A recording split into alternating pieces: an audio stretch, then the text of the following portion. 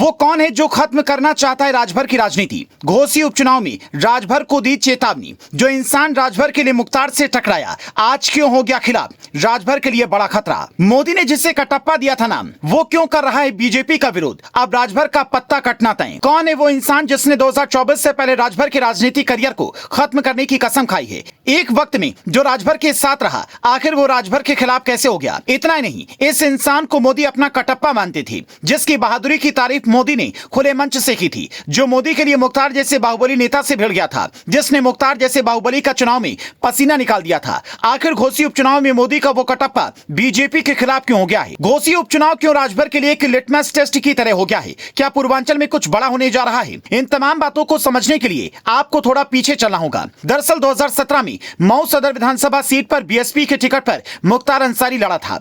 उसके सामने एसबीएसपी और बीजेपी गठबंधन के प्रत्याशी महेंद्र राजभर ने ताल ठोक दी थी। ये वही महेंद्र राजभर हैं जिसे चुनावी मंच से मोदी ने कटप्पा कहकर पुकारा था।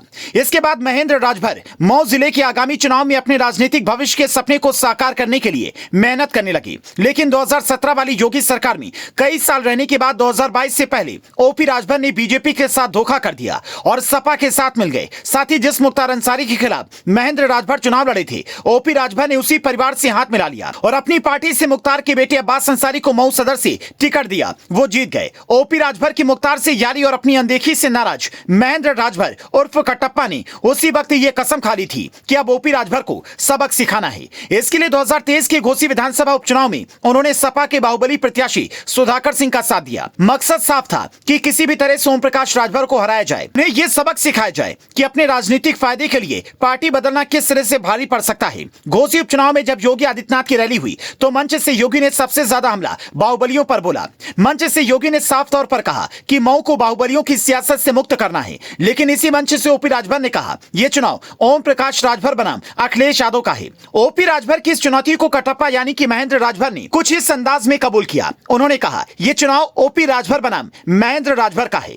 इस बयान से साफ संकेत मिल रहे हैं कि महेंद्र राजभर ओपी राजभर को मात देने के लिए किस हद तक काम कर रहे हैं। बताया जा रहा है कि ओपी राजभर की ताकत को कम करने के लिए घोसी सीट पर कटप्पा ने सारी ताकत इस बात के लिए झोंक दी थी कि वो राजभर की बिरादरी को सपा के पक्ष में डलवा सकें। कटप्पा का कहना है कि वो ओपी राजभर को सबक सिखाना चाहते हैं। अगर महेंद्र सिंह अपनी मेहनत में कामयाब हो गए तो यकीन मानिए ओम प्रकाश राजभर का सियासी वजूद खतरे में पड़ जाएगा और हो सकता है साल 2024 में बीजेपी के साथ मिलकर जिस सपने को वो देख रहे हैं वो टूट जाए और बीजेपी उन्हें बाहर का रास्ता दिखा दे। इसीलिए घोसी चुनाव ओम प्रकाश राजभर के लिए एक तरह का टेस्ट है। अपनी सियासी वजूद को बचाने के लिए राजभर को इस टेस्ट में पास होना ही होगा। तो आपका घोसी चुनाव को लेकर क्या कहना है? क्या आपको लगता है ओपी राजभर उसी में बीजेपी के उम्मीदवार को जिता पाएंगे? तो हमें कमेंट में बताएं।